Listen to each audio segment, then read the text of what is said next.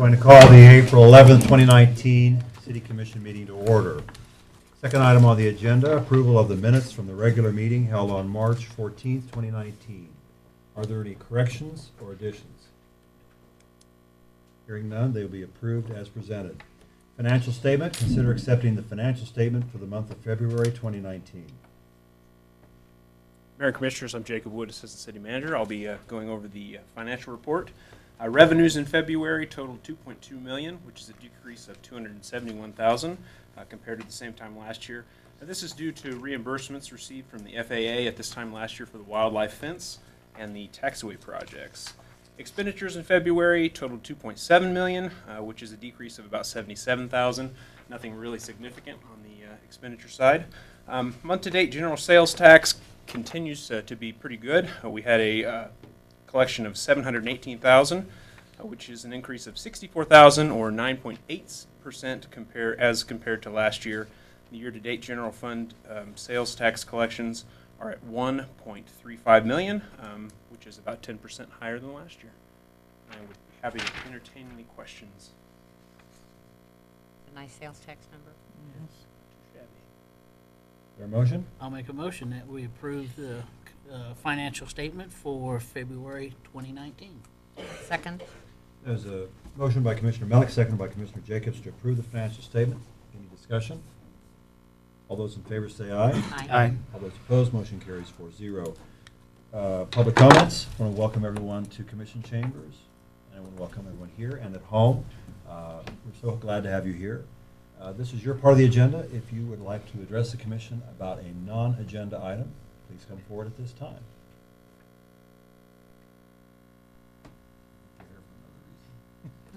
Seeing none, we'll move on to employee promotion and new hires.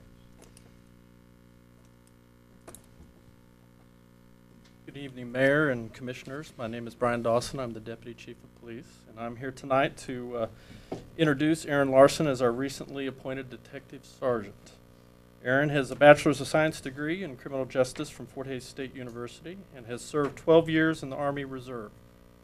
Aaron started with the Hays Police Department as a dispatcher in 1998. Aaron was promoted to a patrol officer in 2000. He later was promoted to a uniformed investigator in 2008. He was promoted to a plainclothes investigator in 2011. He was promoted to detective in 2018.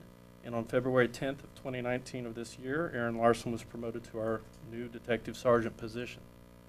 Aaron is now the supervisor that oversees our investigations division. And our detectives are our big problem solvers. And Detective Sergeant Larson has consistently been our go-to guy when those big problems arise. We are extremely proud of Detective Sergeant Larson and the work that he has done for the city and the department. And we anticipate great things from Aaron's continued leadership. Aaron Larson. Congratulations, Aaron. Wonderful. Thank you for your service. We Yes, really thank you. appreciate it. Good job. There's some people out there kind of proud of you, I think. Wife and children, I guess. So, thank you, Commissioner. Thank you. Thank you.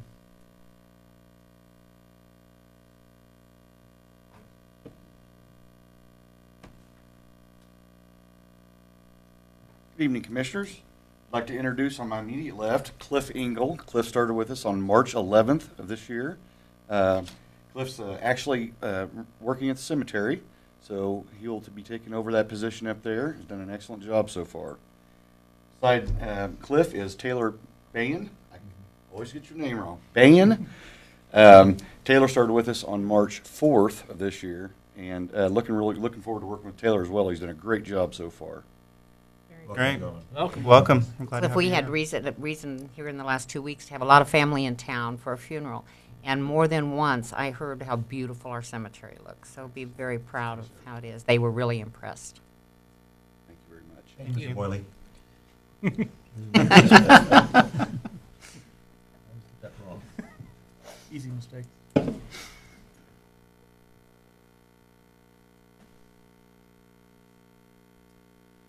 All right, good evening. Jesse Rohr, Director of Public Works. It always gives me pleasure to stand before you and introduce to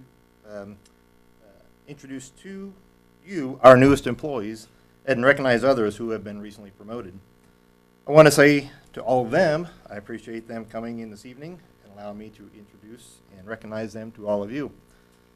Forgive my notes, but tonight I've got 6 employees to introduce to you, and wow. might not make it without them, so usually I don't need them. So I want to start by first introducing on my far left, Kate Armstrong. Kate was hired as a building inspector with the Planning Inspection and Enforcement Division on January 29th of 2019. Kate has a background in and experience with plumbing mechanical systems. That came from working with 2 large HVAC companies in the past, with one of those being as a project estimator with Glassman Corporation here in Hayes. After just 6 weeks of employment, Kate was able to pass the International Code Council exam for her ICC Residential Inspector certification. That is one of the 2 certifications required of our inspectors. And just quiet little secret is no one in the past has done it as quick as Kate did it. I have high expectations for Kate as her knowledge expands as she gains more experience in the inspection field, and formally want to welcome her as one of our city inspectors. Welcome. Great. In the middle here, I've got Tony Acosta. Tony began with the Service Division as a Maintenance Worker 1 on March 25th of this year, and was ready to get right to work on day 1. Tony has jumped right in and has been a good fit for the Service Division. He has a great demeanor, positive attitude, and overall very pleasant disposition. The Service Division Superintendent has had nothing but positive things to say about Tony thus far. We're glad to have Tony on board and are looking forward to many years of service with Tony. Welcome, Tony. Thank you. And the third employee of my 6 this evening I want to recognize is Gabe Turner, right to my left. Gabe started with the city as a Maintenance Worker 1 in the Solid Waste Division on February 28th of 2019. You might have seen him on the back of the recycling truck over the last few weeks. Solid Waste was actually shorthanded the week Gabe started, and so he had no choice but to jump in the fire from day 1, which he did readily and has done an outstanding job ever since. I've heard nothing good about things from Gabe from his supervisors at Solid Waste. He seems very dedicated to the job and has fit right in with the other great employees on staff in the Solid Waste Division. Thanks to all you 3. We've heard good things. We've heard Yes. very good. It's okay, Gabe. It's all right. You're saving us. We know what he meant. Yes. All right, my next 3 here, they're actually all airport employees. So I want to start here in the middle with Josh Young. Josh began employment with the city about 1 month ago, March 11th of 2019. He was hired as a Maintenance Worker 1 for the Service Division and is currently assisting maintenance staff at the airport. Josh seems very capable of learning quickly, which has been evident during the last couple of weeks, working on the airfield with other airport staff. Josh has a background in many different areas, including plumbing, HVAC, and general maintenance, and service management. We are glad to have Josh on staff, and I can tell you the airport operations foreman is really glad to have Josh on staff. So speaking of the airport operations foreman, to my immediate left, I have Rick Hines. Rick and my next employee will both be promotions to mention to you. Rick began his city career in March 1st of 2012. Rick started as a maintenance worker at the airport and was later promoted to airport senior maintenance worker. Most recently, on March 24th, 2019, Rick was promoted to airport operations foreman. Rick has been essential in keeping the airport functioning, especially this winter when we had more snow events than we cared to talk about. Over his tenure at the airport, Rick has also taken on some duties of past airport managers, sometimes for weeks at a time during times when we were either between managers or had managers gone on long-term unexpected leave. Rick works along with the airport manager and the other airport maintenance staff to ensure compliance with the FAA and other regulatory agencies so the airport can continue to provide the essential air service that we have today. This was a big step for Rick, and he could not have been more deserving. And last but certainly not least, Jamie Salter, formerly the administrative assistant with the Public Works Department, was recently promoted to airport manager. Jamie actually started her career with the city in November of 2007 in the clerk's office before working in the HR department prior to coming out to Public Works. Working in these various areas gave Jamie a broad range of experience within different areas of the city. Jamie assumed the airport manager role on February 24th of 2019. We were lucky to have the opportunity to have Jamie train under the former manager, Ovid Seifers, before he retired earlier this year. Jamie worked with Ovid at the airport for about 6 months before he retired. To say Jamie had both feet in the fire from the start would be an understatement. However, the knowledge he has gained in such a short amount of time is incredible. Jamie is a Hayes native, a graduate of Fort Hays State, and her nearly 12 years of employment with the city of Hayes is to be commended and will serve her well in her new role. Very good. Welcome. Thank Congratulations. you all. Congratulations. Congratulations. Thank you. Thanks for coming.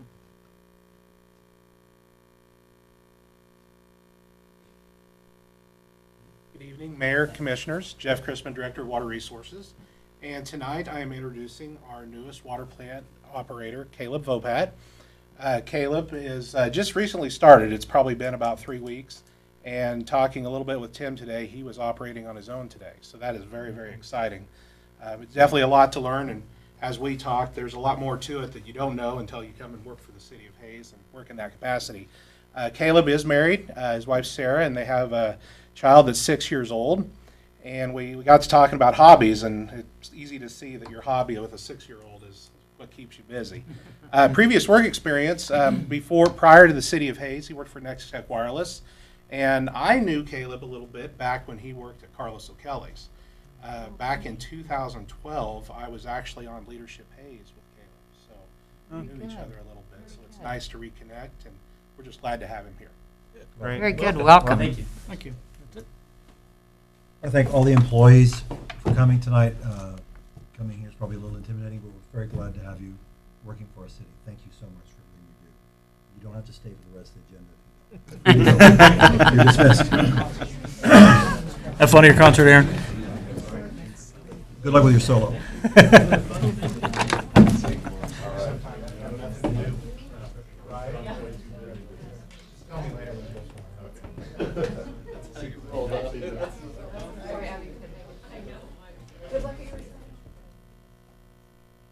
Next item is a consent agenda. Items to be approved by the commission in one motion unless objections are raised. There's 2 items. One is for your approval. These are appointments to the Hayes Convention and Visitors Bureau Advisory Committee. Tammy Younger for a 3-year term. Sister City, Stacy Lang for a 3-year term. I have also provided you with some names for recommendation for future consideration. Board of Zoning Appeals, Lou Kaplan reappointed. Rich Seeker, Lou Kaplan for the Hayes Planning Commission. Amy Foto to be reappointed to the Public Library Board.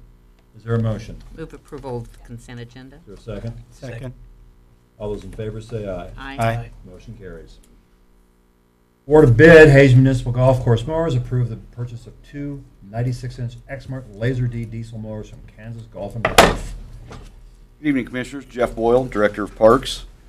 As the mayor just said, I'm here tonight to request the award of bid for 2 golf course mowers. This particular mower here is a 2010 Jacobson R311. It was scheduled for replacement in 2018. It was actually pushed to 2019 and rebudgeted in 2019. Budget amount for this mower is $67,000. One of the things that I've tasked our staff with is to try and identify better or more efficient types of equipment that we could be using to maybe get our jobs done more efficiently and cheaper. These mowers in the last 5 to 6 years have gone up almost $20,000. So I think it's one of the things that we've been looking at is what could we do differently that would allow us to get our jobs done at less cost and be more efficient. One of the areas at this particular mower at the golf course, it does a very nice job, but it cannot do everything. All of our 2.5-inch cut areas, this mower can do it all except around greens and tee boxes.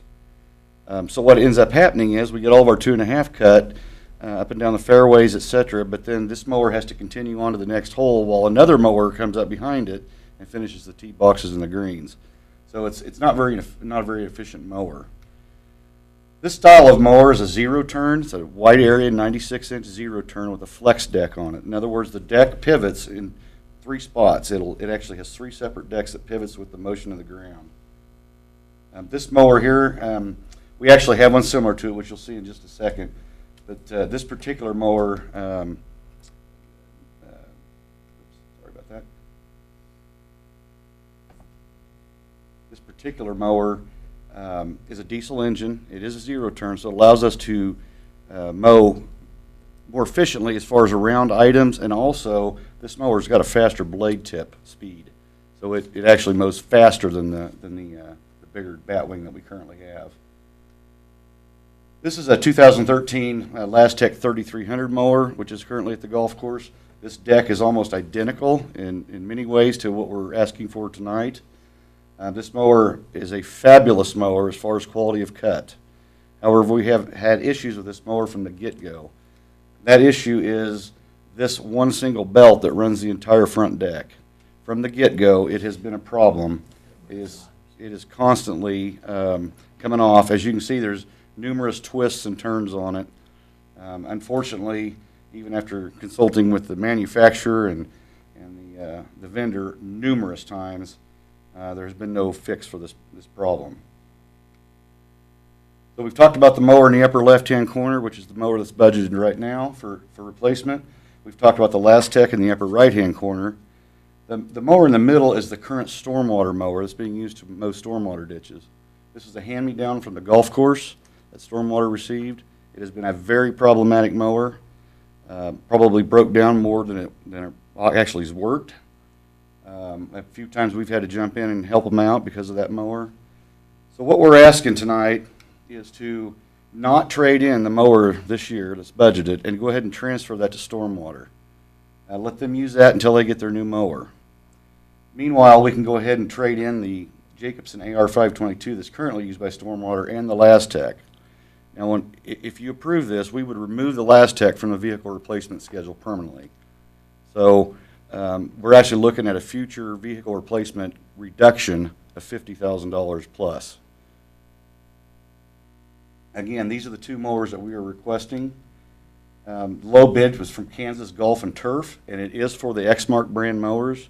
Those mowers are, Exmark is actually bought by Toro, and Toro sells the identical mower now with a different sticker on it, which is the $66,304 bid. But we are requesting the low bid of $62,198 from Kansas Golf and Turf for two Exmarks. If I could jump in, as much as any department, Jeff does a good job of reevaluating his equipment every year, and most of the stuff moves back, not forward.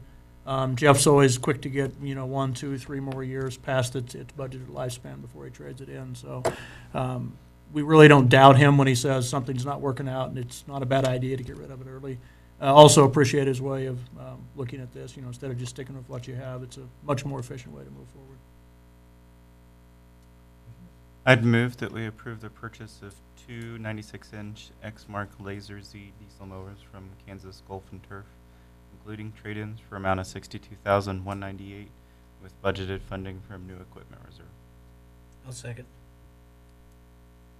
Any questions? Yes. Go ahead. What's the life expectancy on these two mowers? I'm glad you asked that question because I didn't talk about the warranty. The warranty on this unit is basically an industry-leading 5-year, 2,000-hour warranty with unlimited hours in the first 2 years.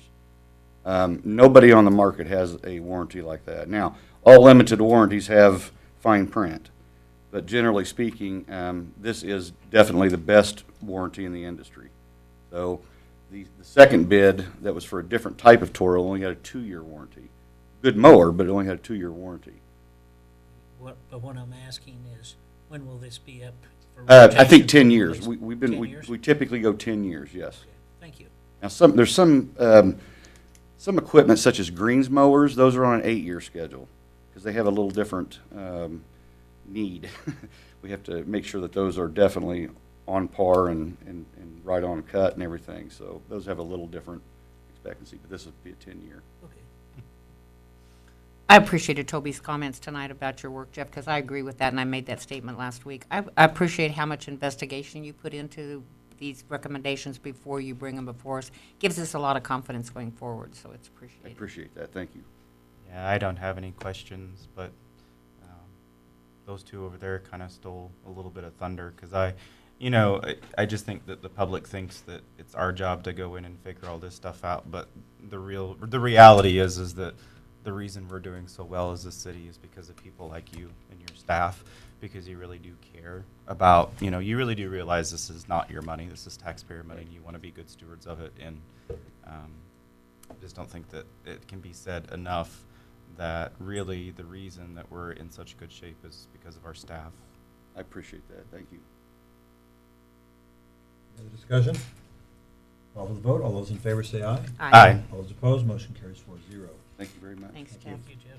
Next item, award a bid, Ash Elm, 4th Street reconstruction, authorized city manager to enter contract with Morgan Brothers Construction, the amount of $1,338,054.93. Good evening, Commissioners. I'm John Brown. I'm the project manager. Before I begin with this particular agenda item, City Manager has asked me to give you an update on the reconstruction of 43rd Street by Walmart. As you recall, they reconstructed 45th Street on the north side back in October and then shut down for the winter.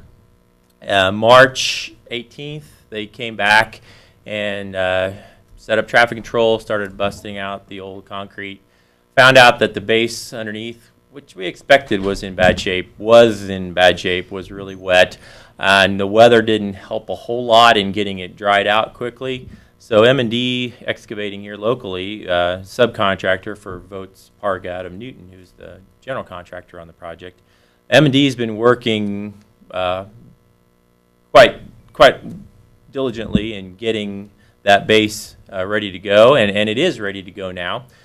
Tomorrow, Votes Parga will be pouring sidewalks, and then next week, Monday, they'll be coming in and they'll pour the north side lanes there by Wolf Furniture on Monday and Tuesday. Wednesday and Thursday, they'll be pouring the west end that's all torn out. The following week, they'll be shifting traffic control around and getting the intersection of Walmart switched over and pouring the rest of that. And then over the next few weeks, they'll be switching over to the south lanes there in front of Wendy's and Hibbett's. We anticipate that the project will be totally complete before Memorial Day. So that is the status of the project as such. And now turning on over to Ash and Elm and 4th Street. The capital improvement program lists sections of Ash Street, 4th Street, and Elm Street in the area of Lewis Field Stadium for reconstruction in 2019. Ash and 4th Streets are functionally classified as local or residential. Elm is classified as a major collector and carries between 1,700 and 2,900 vehicles per day. The total project length is approximately 3,100 lineal feet. Existing pavement on Ash and 4th is concrete. Elm Street is concrete overlaid with asphalt. The cross-section width and sidewalk configuration vary from one end of the project to the other.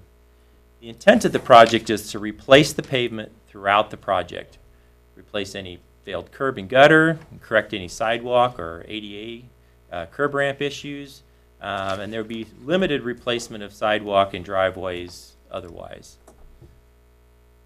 The project also includes adding more angled parking along Elm Street, south of Lewis Drive, and upgrading and replacement of storm sewer inlets and the replacement of the old 4-inch water main along Ash Street with a new 8-inch water main and new water meter service lines.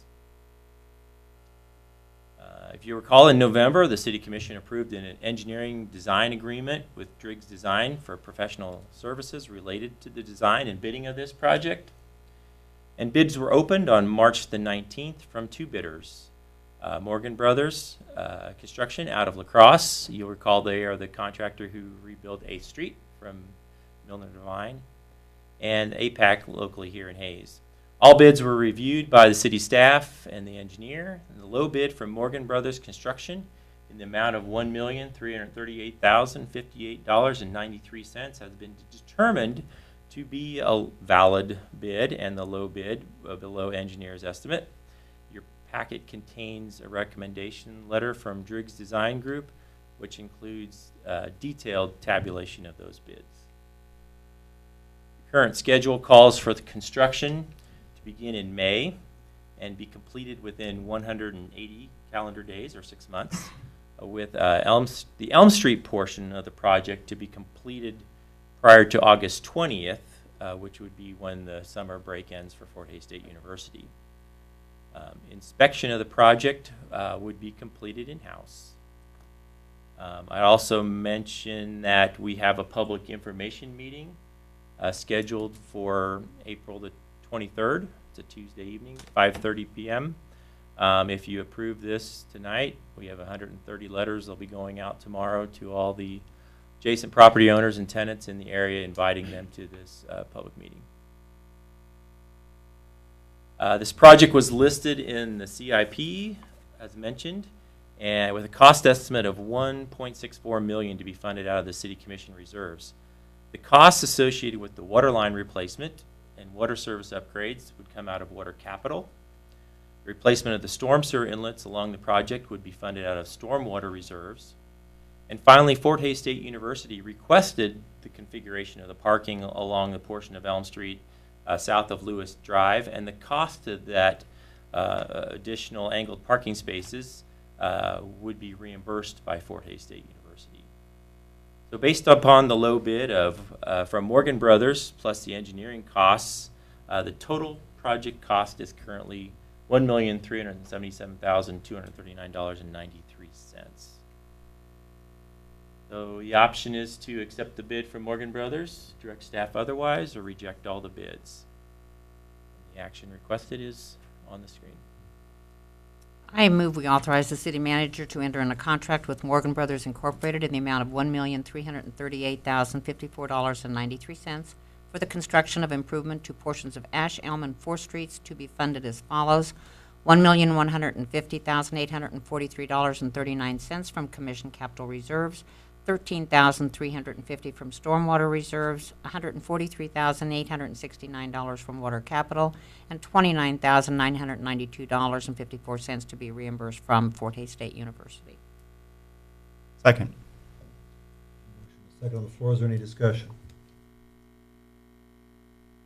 I have one, but go ahead. No, I was just going to bring up my comment last week and just make sure it's still on the table, and that's readdressing when 4th Street fits into the whole equation as we're looking at the start of the university and football season, et cetera, and I'm been assured you'll look into that. Right, as I mentioned last week, we'll coordinate that as best we can. Our focus will be on getting Elm Street open before school starts. 4th Street will follow that, and I'm sure there'll be some time during the football season where there'll be some disruption of that traffic, but we'll work with the contractor and work with phasing to make sure that we can accommodate. Perfect, thank you. Mr. Brown, is there a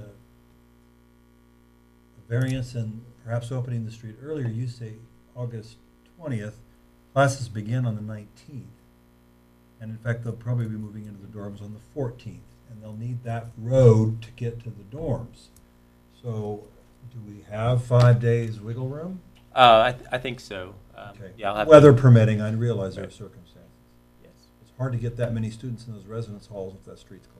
Yeah, and we'll make sure that that happens. I would also mention, too, that being that we'll be shutting down the street in its entirety, with the exception of there's a paved alley that is lined up across from the parking lot behind the Como Catholic Campus Center and the United Methodist Campus, the center there, to keep that open to access that. Otherwise, they'll be rebuilding those that portion of Elm Street all in one, which will help with the efficiency of that and make that go a lot faster. So we do anticipate that being done well in advance of the deadline.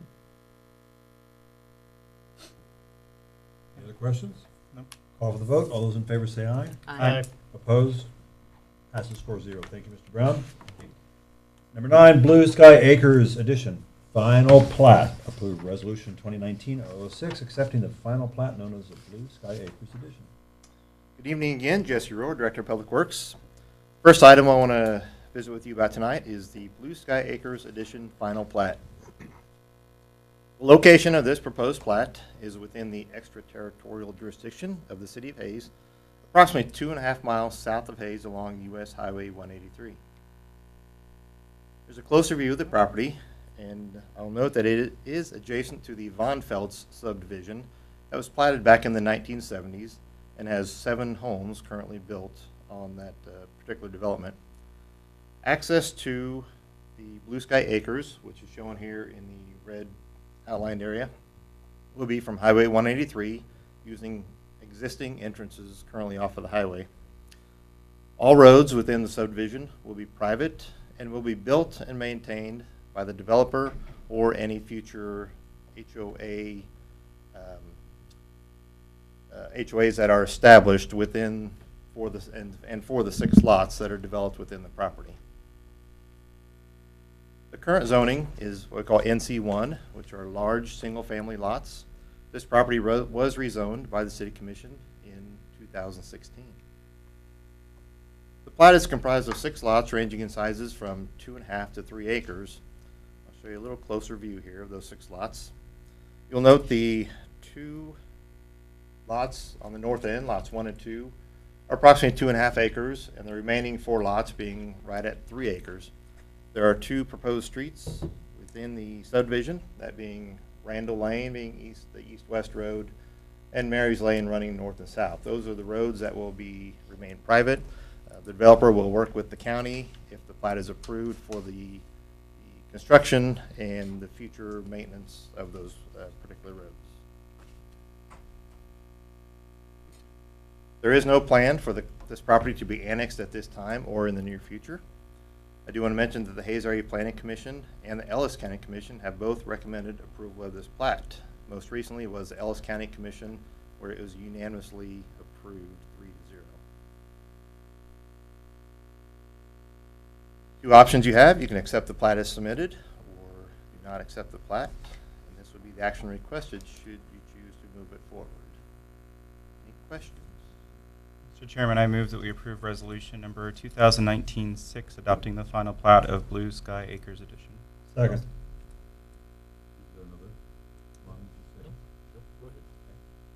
Any questions or discussion? I was at the county commission meeting, and there were questions asked by residents, but it seemed to me that the county was had addressed a lot of them, and we're continuing to address other ones, and I think this is a good deal. This is the surprise of the last 4 years for me. I will never forget the first meeting when this got brought up, and it ended up deadlocked 2-2. And finally, one of our fellow commissioners, we sent it back to that was for the zoning.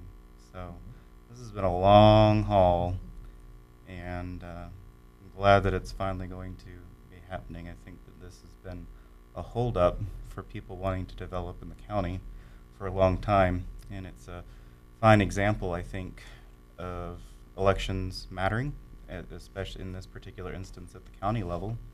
That it's taken this long. I don't think it's made the county look very good. I'm glad that this is finally coming to fruition for them. We agree. Not to jinx it, but congratulations. Your patience has paid off, and this is wonderful.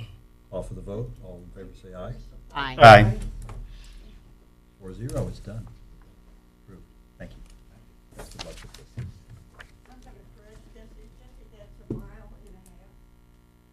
Mile and a half south Hayes. Probably drove it up. At least. Thank you. Rezoning request for property located at the southeast corner of 22nd and Wheatland from NC3 to C2. Approve ordinance 3963 rezoning this area. Okay, my last item tonight is to discuss a rezoning request that was submitted to rezone a particular piece of property from NC3 Neighborhood Conservation District to C2 Commercial General District. This shows the location of the property. You can see this is the intersection of 22nd and Wheatland, and the property we're talking about is kind of catty corner from the North Central Kansas Technical College, and it's highlighted here in the light blue box. It is the south 60 feet of Lot 2. You may recall discussion of this property or nearby property in January, where Lot 1, immediately to the north, and the north 20 feet of Lot 2 were at that time zoned from NC3 to C2 Commercial. As you can see, there are several different zoning districts near the property, including C2, both to the north and to the west, which is commercial. We have the public institutional district where the technical college is located. There's some single-family residential, some multifamily residential, some more lower density single-family residential, So you can see it's kind of a mix of several different types of zoning. This shows a map of the comprehensive plan, and we always like to bring up the comprehensive plan and tell you how this relates to the what's called the compatibility matrix scale in the comprehensive plan. It does rate a 2 out of 5 with the adjacent residential property, 5 out of 5 obviously with the adjacent commercial property. However, I always like to mention also with the 2 out of 5 for the residential, our new UDC includes items called buffer yards that bring this into further compliance and make it a more acceptable change of zoning request. Development of the site is encouraged. As we all know, it's been platted and ready for development for many, many years. All utilities and street improvements have been made, and these lots are ready for development. These bullet points here show you all of the uses allowed by right, and some of them being limited uses. And when approving any rezoning, it's important to keep in mind that once zoned, in this case to C2, any of these uses on this list are fair game. It's important to not zone with any one particular use in mind, even if it's known what may be planned. This is one of the questions that came up at the Planning Commission. There were two different nearby property owners at the Planning Commission. Had a couple questions, one being what's going to be built there. We always have to explain that it could be any one of these uses. Some obviously, according to the property owners, may be more compatible than others. However, I think as was mentioned here at the commission earlier, the size of the property also dictates what might go there, and obviously some of these uses may not fit on the size of property, and property changes as well. What might be there today might not be there the next time. I mentioned the buffer yard requirement, so I want to speak on that just briefly. So a buffer yard means open spaces, landscaped areas, fences, walls, berms, or a combination thereof, which are used to physically and visually separate one use from another. In this case, on your yellow highlighted area, that's where the developer of the commercial property, if it ends up getting developed as planned, they would have to provide a minimum 10-foot buffer yard. And again, it would be a combination of fencing, landscaping, trees, shrubs, berms, and that would have to be in place on their site plan prior to development and completed before a certificate of occupancy is issued for the property. With the zoning, state statute gives you 3 different options that are listed here on the screen. You can approve the zoning as submitted. You could override the Planning Commission recommendation for approval and deny the request. That would require a 2/3 majority vote of the City Commission. Or you could return the recommendation back to the Planning Commission with a specific basis for doing so.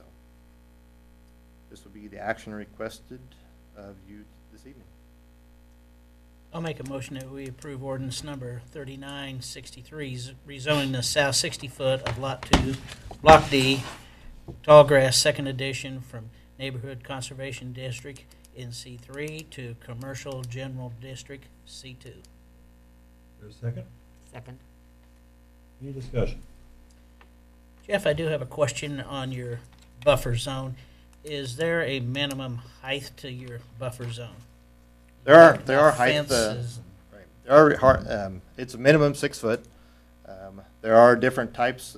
The developer will have some options, and so whether they incorporate a certain amount of fencing or landscaping, we'll work with the developer on that. They can't come in with a 2 foot shrubbery and call that their buffer yard, their screening requirement.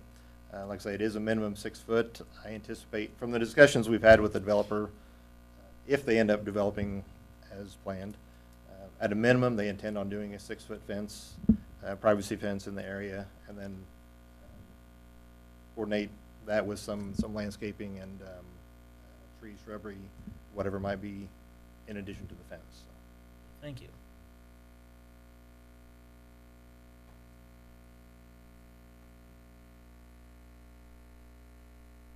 I'm going to say it. I think that it would have been better if they had brought both lots to us at the same time. There's no way to require it. It doesn't look good. We heard from the neighbors the first time around. This couldn't have helped. I appreciate you contacting the neighbors again, but there's no way around it. We have no control over what someone does with their land, but it is unfortunate we had to approve these one lot at a time. This is it. They can't go any further south of that boundary line, so we're done.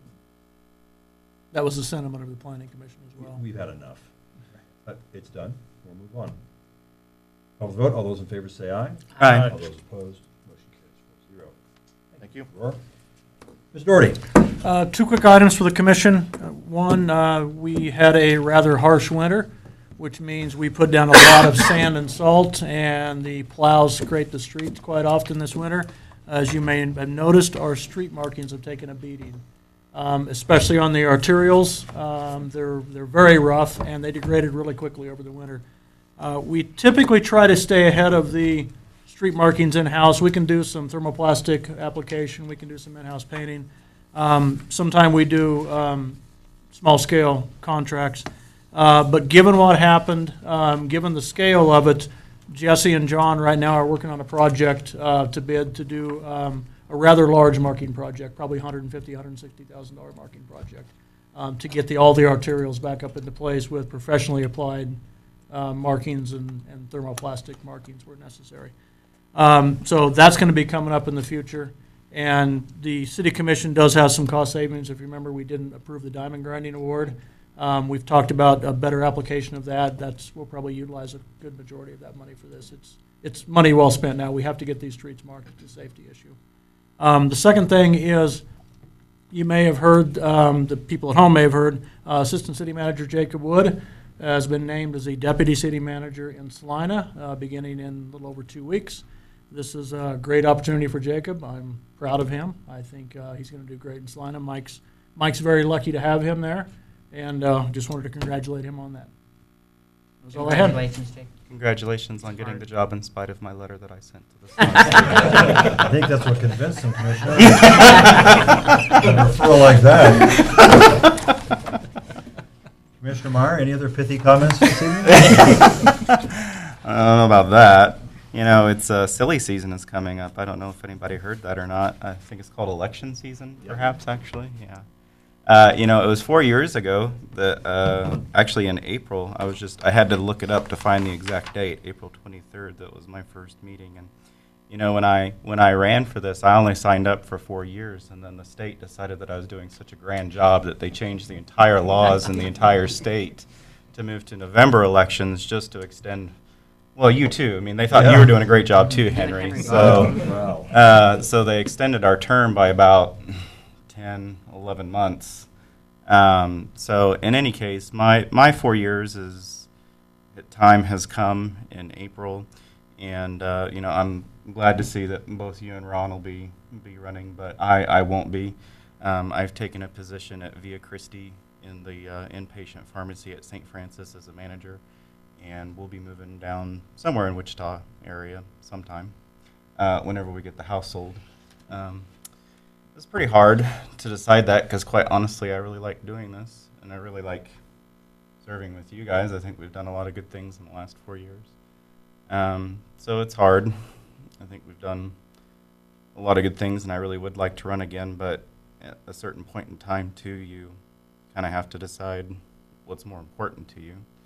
So in the past 2 years, I've gotten offered 2 different jobs that were along the same lines, and I passed, mostly just so I could keep sitting in this chair. So my wife and I, after the last one, decided that if it came up a third time, we wouldn't say no. So my last meeting will be May 2nd, which is the first work session in May, and so then that will allow you to make a replacement appointment at your regular meetings, so you don't have to call a special meeting for it. So thank you I should say thank you to the people for voting for me, giving me 4 years. It's been a really big learning opportunity. Really, I've learned a lot. I think I've changed a lot in 4 years, maybe for the better. But it's been, I really have. This has been one of the best experiences of my life. I'm really happy to be here. So. And I'm really sad that I have to be leaving. As are we. Thanks, Jacob. You know, sometimes I like to call people by the wrong name just to remind them I don't care. Oh, it seems like it's a twofer here. Yeah. Well, James, thank you for your years of service here. It's good working with you. I wasn't here for the 4, but it's been good. So best wishes on your job and your future endeavors in life. Good luck in November. Thank you. I didn't know Commissioner Meyer when he ran, but I went and listened to him at the forum at the university, and I had to sit up and take notice. And you have changed a little bit in 4 years, I will tell you. I hope the citizens really realize the gift that he gave us over 4 years. He's extremely knowledgeable. He's really convicted. He does his homework. He takes issues very, very seriously. He truly works for the citizens of this community and for how we spend money. He's made me a better commissioner during my 3 years that I've been on the commission. I'm proud to work with him, but more than that, I'm really glad and proud to call him my friend. I wish you the very best. I'm sad that you're going, but I know you'll do a great job, and I hope you consider running for office when you get to Sedgwick County and Wichita. We'll see what's open down there. It'll be fun to come watch. Thank you for everything you've done. Well, Commissioner Meyer, I've had the pleasure of serving with you for 4 years, and it has been, well, 4.5. It has been an absolute pleasure. You're intelligent, you're motivated, you can look at both sides of an issue. You certainly did come with a certain perspective, and you've matured and you've changed, and you've brought a lot to this commission, this body, and you will be very missed. So thank you. Believe it or not, I'll even miss you, Henry. Oh,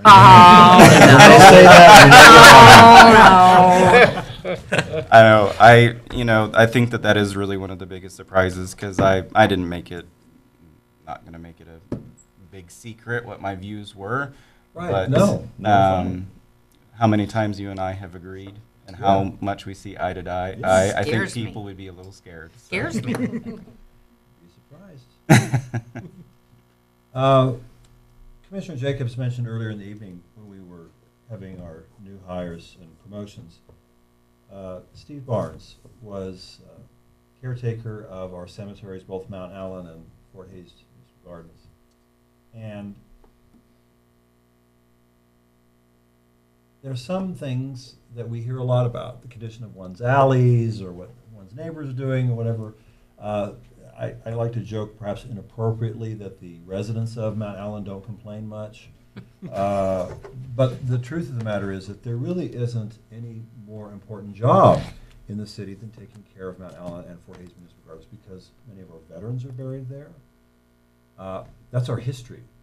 When I walk through on Memorial Day or other occasions, you see the people who founded this town are buried in Mount Allen. And we go back generations. And the key things are newspaper, banking, all those people are there. Steve had a very limited budget. Again, no one really cares about the cemetery. And we were able to increase that budget in the last 10, 12 years. But Steve added a personal touch that many people, as you pointed out, who visit or have family there, or simply the older people that know that, like my grandparents, when we would decorate the graves on Memorial Day, they really appreciated the personal touch that Steve gave that cemetery with limited resources, and he will be missed. Executive session. We're adjourned.